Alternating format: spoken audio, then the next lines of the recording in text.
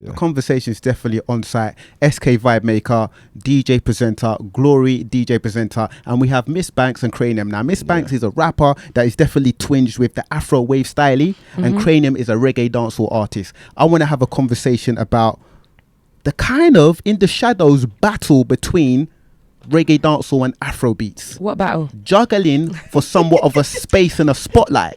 Because the fans that were maybe very much into reggae dancehall before are maybe more listening to Afrobeats, and it seems like maybe Afrobeats has put reggae dancehall in the shadows. Now, where I feel like I just want to say my opinion, where I feel like Afrobeats might be winning is that it's very melodious and people are dancing, and it seems like reggae dancehall has kind of lost its rhythm a little bit. Do you know what I'm saying? Now, I loaded that up with a lot of my own stuff. How do we feel about it, Kranium? Has Afrobeats kind of put reggae dancehall in the shadows, and is there a bit of a battle going on? Not necessarily. I don't know about battle, and I hate when people literally like make it seem like there is a competition going on with two. What I'm gonna say is the best way to explain it.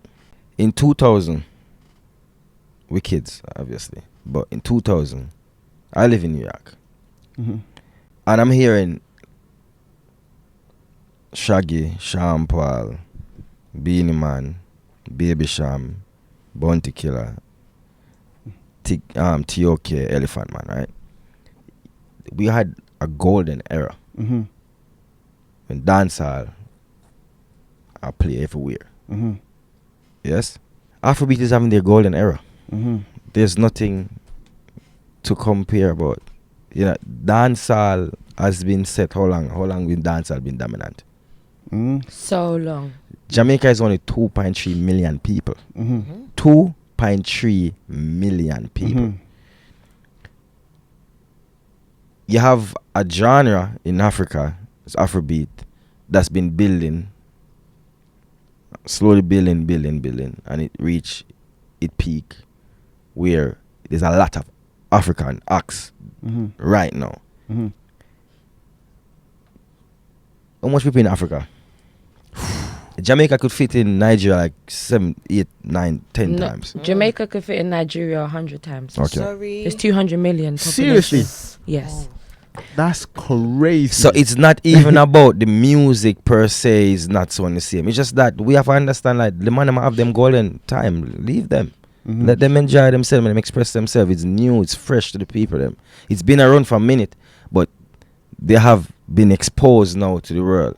Just like when 2000 dancehall took the time and the artist. It was fresh. The sound was so fresh when it came. I was so happy to be a yard man in New York and say, yo, Sean Paul, I'm hot. Them I do them thing. So I don't feel like there should be a shadow in a conversation about who taking who. I just feel like we're in a time where Afrobeat is having their moment and their time, and they're very dope. The music is really good. And I feel like that is just my take, and it's just that it don't have nothing to do with no shadowing. It's just that they're having their time, and we need to leave them and be them time and stop trying to compare, try to even. And as dancehall artists, I don't want us to try to feel like, yo, we need to do what them I do already. No, man, just do your thing. Your good music speak, and it always I go be around. Because dancehall has set a foundation. Let them set their foundation so they could set a whole new platform for other Afrobeat artists to come. That's all it is, nothing more. That's true. Now, playing devil's advocate, like I don't feel like it's pick a side, but I feel like the listeners and consumers are picking a side. How do you feel about it? You messy. What is wrong with him? Huh? I hear you. I do feel like Afrobeats is having its time commercially. It's amazing to see. It's taking time for us to get here. I feel like obviously there's an undeniable influence on Afrobeats from dancehall.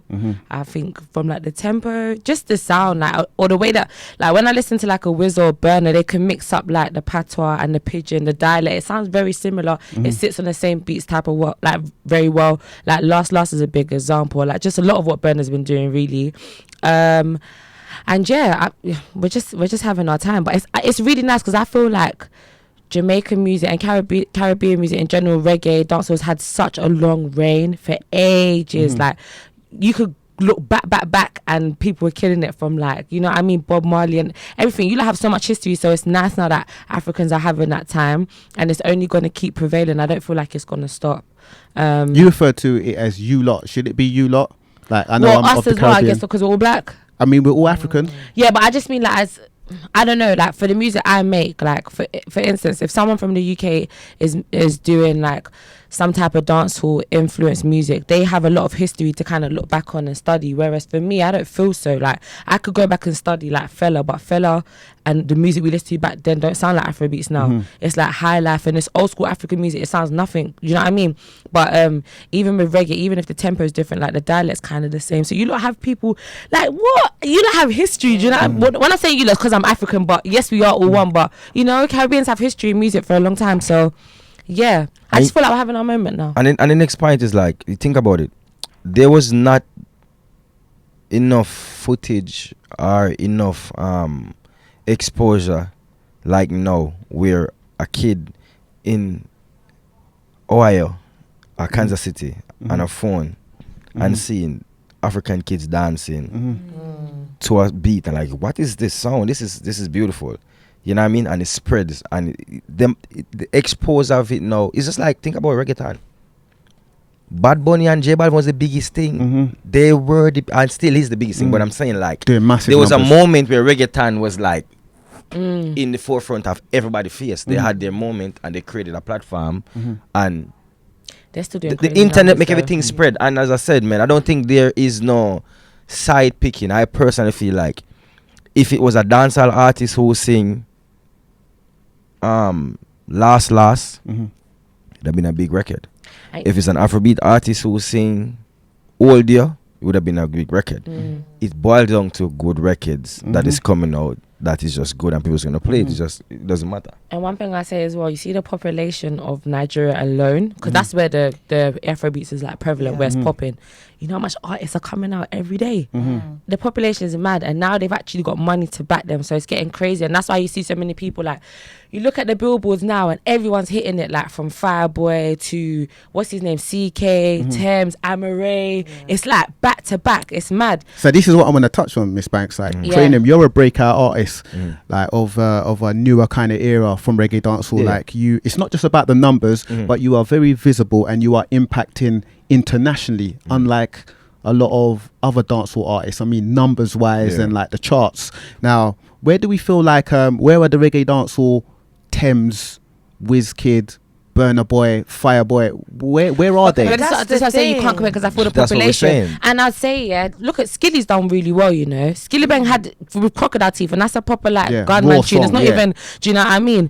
And perspective though, like I mean that's big in dancehall, but like it's no, not. But it's still charted in the US. But did you hear what you just said a while ago? You said, where is the Thames? Where is the Wizkid? Burna Boy? Yeah, correct. In dancehall, and I'm saying to you, when we was fresh on the scene, oh, I get you. We had our Shabba, we had our. But where are they now, though? Where were the other artists like you? It was fresh. It was building. Yeah, it is. That was the 2000 era with T.O.K., our Elephant Man, our Baby Sham, our Beanie, our Bunty. As I'm saying, those time was fresh sound. Yeah. To a new, it wasn't a new genre, but it was a new thing that they remember reggae was. So you're saying a honeymoon period, basically? They get their honeymoon period, and this is our honeymoon period. But I think that's what your argument is. That's what I'm saying. And they're having their honeymoon period. It is Afrobeats moment. I think give it time, because they're gonna be around. Don't get twisted, but it's gonna be accepted in a sense where we know that it's Afrobeat now. Yeah, it's true. It's their we know that it's R&B, or we know that it's dancehall, or we know that it's reggaeton, and it's gonna be artists just because everything happening now is that first Afrobeat, this first Afrobeat. Like everyone's getting these accolades now because it's like kind of just busting through. So I guess what you're saying eventually it's gonna become the norm. Yeah. How much dancehall records we have? That's huge dancehall records that just come and go. Big record come and go. But I don't think you can compare it there and be like, oh, where's that? Because this the population in Nigeria alone. I hear it. And the thing is, the numbers. Afrobeats isn't even the whole continent. The whole continent hasn't done its map in terms of Afrobeats. Afrobeats is from Nigeria. Like all these artists that we're mentioning, Thames is Nigerian, Wiz is Nigerian, Burna Boy is Nigerian, Fireboy he's Nige. So it's like, but it's like one anomaly. It's the country making their stamp, just like how Jamaica did it. and then people branched off and said, okay, what's Barbados saying, what's this saying? Because it'll be the same. I'm half Ugandan, and East Africa don't have that much people that are like flying the flag. We've got like maybe Diamond Platinums. He's like one of our biggest artists, and he does Afrobeats, but it's not fully westernized. And then obviously we have the Amapiano in the south, but there's so many different sounds and that's in Africa. Because Quato had to exist first before Amapiano and existed. we've got Black Coffee in that, but he's like more. Will you mess with that vibe, the Amapiano vibe, Kranium? Yeah. Is that what we got coming on the forthcoming album? It's dope. I'm touched. I would love to hear that. The thing is, I don't listen. I personally, let me tell you something about me. I don't not change. I don't touch nothing that I don't understand fully, unless if it's like done by somebody that's there as in the culture. Nobody now gonna make me, you need to do an Afrobeat record. I don't. You would kill an Afrobeat record. Though. Yeah, no, I'm do a full Afrobeat record. You'd have to be a situation where I'm in a studio with a spinal or with somebody who is in that culture and know that culture, and I'm in the studio and we created something. It's just like, I remember 2014 when I did Can't Believe. Me, Wizkid and Ty. Of course. When I was in that record, they was looking at me like I'm crazy. I'll never forget that conversation. I will never ever Why forget did they look at you like you was crazy? No, because remember, at that 2014, Afrobeat is there. But it wasn't hot. And I was traveling and being in Africa, and I was like, yo, that's only bad. And I just got introduced to Wizkid, and I'm like, yo, them youth are bad. And when I did the record, nobody understood. Because in Jamaica at the time, or in the Caribbean, it's not like Wizkid was Wizkid now. Our Kranium was Kranium is now. So it was like it was a what do you call it? Like it was a risk I took. You know what I mean? Because I knew the impact of Wizkid, and I knew at the time I had Weekend, hard as hell. So I was like, you know what? I feel like this at the right time. Was it Weekend I had? I think so. But yeah, I think at the time I was like, you know what? I love this sound. So it's something that you love. You got drawn to it. Because when I hear Wizkid records, I was like, yo, how are you gonna dance? So if I show you my money, I was like, yo, this fire. So it was more like a natural thing for me to go. But I've never tried to do an Afrobeat record. I can't do something that is not authentic to me, unless if it's authentic. Where, as I said, is an Afrobeat producer that is know what he's doing. For me to just get up and say, yo, I'm gonna create one at Karma Bridge and say, yo, I'm in the Afrobeat record. It's like when people, sorry for last thing, it's like when somebody call my phone. Producers be like, yo, I have this crossover record for you. What is a crossover beat? There's no such thing. Like go sit on one side. Like, you know what I mean? So it all boiled down to, as I said, I think I would be dope on an Afrobeat record, but let me put you on an Afrobeat record. It has to be naturally done. There you go. I'll bring you in. Like a feature. It would have to be a feature. Like me singing from beginning to end an Afrobeat record. It'd have to be like, I have to be in the studio for people to tell me like, yo, you can't say that. Don't do that. You sound like you're trying. That's integrity. Yeah, that is integrity. And even what you said about Amapiano is smart, because a lot of people try to make Amapiano records without the producers from South Africa, and people go mad. They'll drag you. You need someone from the culture to do it with you, because it's very obvious when you haven't involved someone in the culture in the room. And trust me, and even me being African, even if I do Afrobeats, they still see us as different because I'm born in England. So when you go there, it's not the same. But I connect with producers back home all the time, so they know when they hear certain songs, now this is authentic, and I go back and I shoot it there, and they feel like, oh, she's really rocking with us. It's not just, do you know what I mean? And I'm African. I still can't get away with it. I still have to go and it's the heart. Take it from the source properly. You know what I mean? It's the heart. That's interesting. So like, Amapiano, if you're trying to make it, you gotta mess with the producers from South Africa, or don't bother with it. You know what I'm saying? No, I've never listen. Or even Africa. Clarity. Yeah. I'm not saying you have to go back there, but it's good though. It's just like you have to make sure that there's somebody who is authentic. Yes. Because you don't necessarily have to be there to actually do it. You know what I mean? It's all feeling. One thing about our music, Afrobeat, dancehall music, one thing I know for a fact, it's a feeling, man. It's not something we can duplicate. We know. Once you hear it, we can tell. It's off. You know what I mean? So I tell you what, man, like when it comes to like DJing, I love it and I do it a lot. Like it's good. I play the Afro. I don't mix them together like that, but I play them side by side. So I'll do my dancehall segment and then I go into my Afrobeat segment. Yeah. Some people try and mix them up. It gets a bit messy. You be doing that as well, Glory? Do you know what? I enjoy listening to Afrobeat and dancehall bashment mixes together, because some DJs can do it and they do it really well. And being living in England, London specifically, those are the two dominant cultures. So I see why they would want to mix it up, and it like diffuses the whole discussion of like, I think the frustration with the whole Afrobeat golden era right now is that when people are in the dance, they're like, where's the dance hall? I think that's where the frustration's coming from. But it's DJs that chase for the music that's popping now. So they're kind of blinding what's actually happening. Like dancehall is still very present. Reggae is still popping. It's just that the clubs are drowned out by the Afrobeats because people can't be bothered. You can't win, man. You be playing Afrobeats, they went dancehall. You play dancehall, they went Afrobeats. That's why you mix it up. You guys, I don't mind that. I have one question. You guys are from you live in the UK. Yeah. You live in the UK. You live in the UK. Can you guys explain to me this Bashment thing? Oh, so that bothers is me a lot. Bashment not dancehall? Yeah. So Jamaicans, they don't acknowledge the term Bashment. It's a British thing. It's a London. She said play Bashment and dance. So when we say Bashment, we refer to reggae dancehall as Bashment. Yeah. I thought dancehall and Bashment were two different But things. Bashment is the party. Bashment being the party. Okay. Oh, well, no, we I heard the Bashment. conversation before, and I always wanted to like ask. So because we use Bashment in America slightly, but it's like a Bashment is a settings of the party, the shubs. So it's not the actual music. Oh, but we actually people over here call it. People refer to reggae dancehall music as Bashment. I think it's just confusion. I'm in the hotel lobby like 2 days ago, and I'm walking to and this girl was telling her friend, she's like, "Oh yeah, that's Kranium. That's that Bashment artist." I'm like, "Come here, nah." It's called dancehall, all right? No Bashment, That's please. So mad. So Bashment is just the settings where the music is playing. Okay, I always wonder. Yeah, the term has definitely got an amalgamation. Yeah. You know what I mean? So moving on, like, I feel like, and I don't know where you can chime in on this, Kranium. I feel like a lot of the time, I'm just gonna put it out there. I feel like a lot of dancehall artists get the album wrong.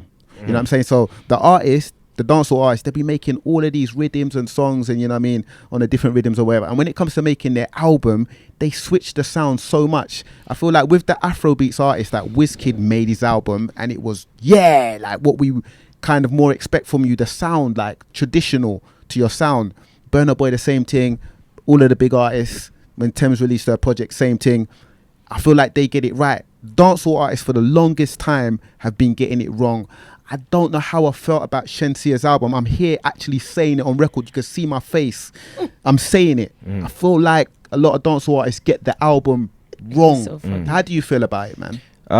Listen, there's a lot of misinformation, and like a lot of people think there's certain things that they have to do to get certain things done, or you know what I mean, to come across. My thing is, as far as album is concerned, you have a lot of man who drop album that sound directly dancehall. Like it's there. You know what I mean? So I don't necessarily agree that they get it wrong. I just feel like our music, dancehall music, is street. It's like the streets. That's what, when you create our music, we create our music for the party, the vibe. When you create an album, I feel like sometimes we get into a mindset where we start thinking about the broader audience, because we want that broader audience. You want to spread your wings, so you're not gonna. An album is a way of expressing how versatile you are. I feel like that's what it is for us when it comes onto the album. Not necessarily so we're trying to not getting it right. It's just that an album's supposed to be something that show your versatility. And I feel like sometimes we're very harsh on the dancehall artists in that sense, because as I said, we're 2.3 million people. So you want this the Spanish crowd, you want the African crowd, you want the R&B crowd, you want the grime crowd. So we try to be very versatile on the albums. It's a tricky dynamic. It's a very tricky dynamic, because why are you gonna do the same thing? You know what I mean? The album concept has changed. Some artists, fans, they see the album as a playlist. Some people prefer playlists. Some people just take the songs from the album they like. Some people don't even care about albums. What's your relationship like with albums these days, Glory? In terms of a consumer, or how I see things? Yeah, as everything, as a DJ, consumer, presenter. I've come to the conclusion that not every artist is an album artist, but sometimes they don't even realize it. So I think it's about allowing artists to not release an album and be okay with it. Like, let's vibes to your mixtape, let's vibes to your project, let's vibes to your EP. A young EP is okay sometimes. Or singles. Like, I think there's pressure of doing an album. And then the whole idea of an album, it... like Kranium said, I feel like people think this is the time to show how versatile I am. But it's like, people enjoy your sound already. You can risk it on a single. You don't have to risk it with 14 tracks. And for me, albums have lost that kind of narrative or story or like picture. Like, you know, having the a conceptual album. Concept, like the album's called this and this is I think it's very easy to tell when people have got their songs from the archive and gone, do you know what, it's going to look nice together like this, and that's okay sometimes, but don't lie that there's a concept. I think artists need to be honest. Do I want to do an album? Am I an album artist? And then if they are, they need to be honest of, what do I really want the album to be? All right, listen though, but some artists are actually putting out albums and calling it a mixtape, and I don't know, they might be doing that because like some artists do put mixtapes out and it's a mixtape, but the mixtape concept originally, and Banks, I'll talk to you about this. The mixtape concept originally was like beat jacking, DJ hosting. It was an old school hip hop concept. It's amalgamated and changed. And I feel like it's sometimes frustrating when an artist releases a project and say it's a project or a mixtape, it's not my album, when it's all original material. What's your relationship like when it comes to, you know, you just released Bank Statement? Yeah. And I got a lot of flack. Is it a project? Like, do you know what I'm saying? Like, it's not EP, it's 9 tracks. I was like, it's under half an hour. And I didn't want to release the EP. If it was up to me, it would have been a mixtape. But like, I feel like we're so far removed from the original wording, like an album being an LP, an EP being an extended playlist, a mixtape. Like, I swear mixtape back in the day were also actually on cassettes. Like, we're so far removed from what the titles are because of digital music. So people are using titles however they want to use it. It's not fully what it was before. Do you know what I mean? Like, I think there was a fan trying to argue that an EP is supposed to be 6 tracks under half an hour, but now it could be it could be whatever amount of tracks I want it to be, as long as it's under half an hour. A mixtape before was like covers and, like you said, DJ hosting, but now if you want to put out a project and it's not an EP or it's not an album, the only next thing you can call it is a mixtape. And also as well, it takes the edge off of it feeling so serious to call it an album, because then, you know, people are going to be looking for things like concepts, for skits and things that kind of make it cohesive. That's not easy to do when you've just been in the studio creating and now your label, your distribution telling you got to put a project out and you don't have the story there. It's hard to fake it after. Even though a lot of people fake it for marketing, but there's so many things that go in the background as an artist where I feel like if you're not an artist, you're not going to understand. That's why sometimes I feel like it's a bit unfair to kind of judge it. Like, who wants to be just a single artist? That's not easy. That's not longevity. You want to keep going to labels and signing for free singles. You only do that when it makes sense to do it for you, but you don't want to keep doing that. Most people would rather sign for an album because it's just more structure. It's more, you know what I mean? It's more like you having a home somewhere for a minute and building something with them. But it's so long gone from the actual title, so. And the thing about album too, I would say this: when me create an album, I don't create an album for outside fans. You're creating it for your core, for my fan base. That's good though. So yeah. I've always dropped a single, then drop an album, because the concept of you feeling like an album is gonna be like worldwide. It's always a single, a hit, and an album, especially in this time. Just a single, and then your fan base love track 5, track 7, track 8, and then maybe one other song catch a different side. But let's be realistic. If I'm not a fan of you, I'm not listening to your album, but I listen to your single. But you say that if you're not a fan of the artist, you're not listening to their album, but it could be that different type of song or single that you've made that hooks them in. Yeah, I know, but I'm saying you just gotta be naturally made for your fan base. You can't, when I do an album, I do like when I dropped Midnight Sparks, we had In Charge. Song was doing very good in the States. Obviously COVID hit, so I couldn't do that tour. Then Girl Policy came out and I dropped Toxic. If you listen to Toxic, it was a six songs. Each songs was basically talking about the same thing around Girl Policy, because I created that whole thing concept as a EP talking about me getting catch in a house.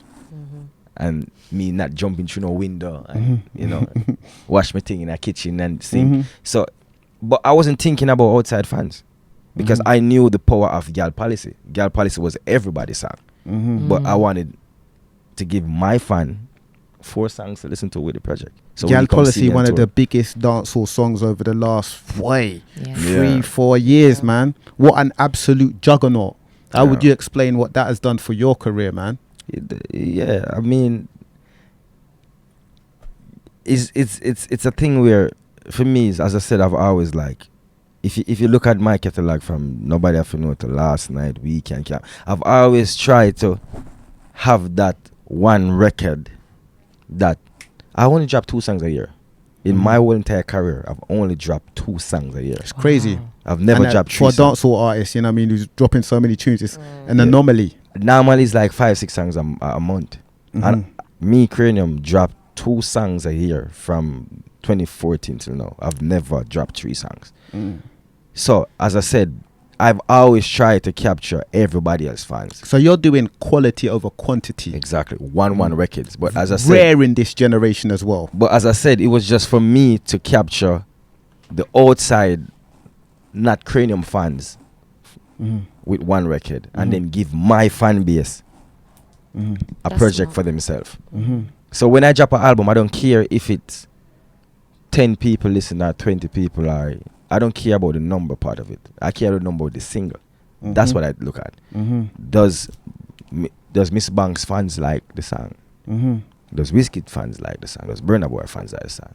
That's what me care about, the singles. Because when I go on stage for these festivals or these shows with other artists, we see what the man on stage. That's what matters to me. You know what I mean? The catalog matter. So I don't really care about, as I said, back to the album point. So the album point for me is, as I'm saying, is that I care about a single more than I care about what happened with my album and project.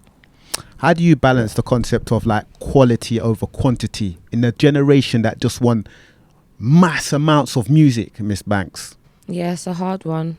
But I feel like even after COVID, it's kind of hard to put out stuff how you want to even put it out. Only now I'm kind of getting more on board.